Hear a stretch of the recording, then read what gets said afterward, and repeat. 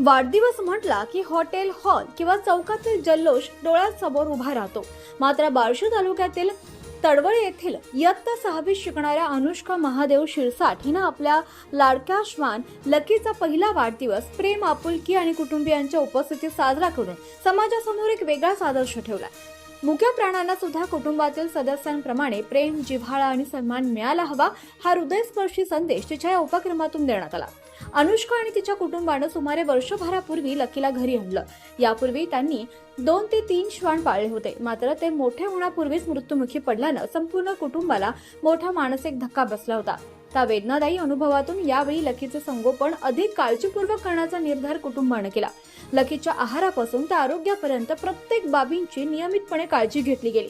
दररोज त्याला सुमारे अर्धा लिटर दूध, बिस्किट, चिकन, भाकरी तसंच आवडीचे इतर पदार्थ सुद्धा दिले गेले. त्याच्या स्वच्छतेची, सुरक्षेची आणि आरोग्याची सुद्धा विशेष काळजी घेतली गेली.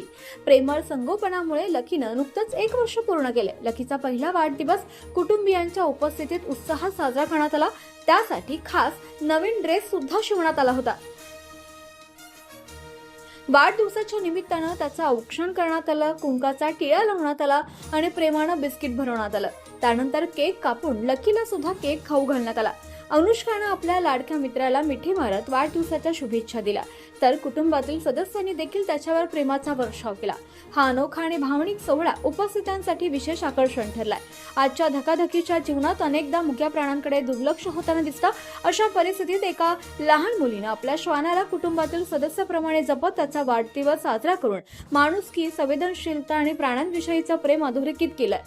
अनुष्काच्या या उपक्रमाचे परिसरातून कौतुक होत असून मुक्या जीवांवर प्रेम करा आणि त्याची काळजी घ्या, तसंच त्यांनाही आपल्या कुटुंबातील सदस्यांप्रमाणे सन्मान द्या, असा प्रेरणादायी संदेश या उपक्रमातून समाजापर्यंत पोहोचवण्यात आलाय.